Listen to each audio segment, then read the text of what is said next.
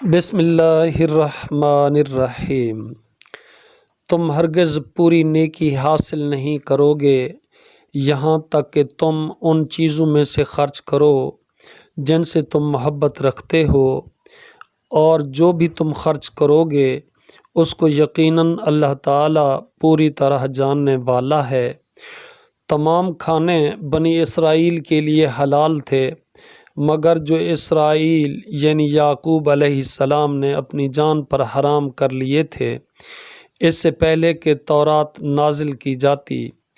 آپ کہہ دیں تورات لاؤ، پھر تم اس کو پڑھو اگر تم سچے ہو۔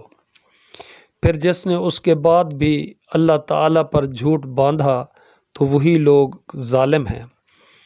آپ کہہ دو کہ اللہ تعالیٰ نے سچ فرمایا ہے، چنانچہ ابراہیم کی ملت کی پیروی کرو جو یکسو تھا اور مشرکوں میں سے نہ تھا۔ یقیناً پہلا گھر جو لوگوں کے لیے بنایا گیا وہی ہے جو مکہ میں ہے، تمام جہانوں کے لیے بابرکت اور ہدایت ہے۔ اس میں واضح نشانیاں ہیں، مقام ابراہیم ہے، اور جو اس میں داخل ہوا وہ امن والا ہو گیا، اور اللہ تعالیٰ کے لیے لوگوں پر اس گھر کا حج فرض ہے جو اس کی طرف راستے کی استطاعت رکھتا ہو، اور جس نے کفر کیا تو یقیناً اللہ تعالیٰ تمام جہانوں سے بے نیاز ہے۔ آپ کہہ دیں کہ اے اہل کتاب، تم اللہ تعالیٰ کی آیات کا کفر کیوں کرتے ہو، حالانکہ جو تم عمل کرتے ہو اللہ تعالیٰ اس پر گواہ ہے۔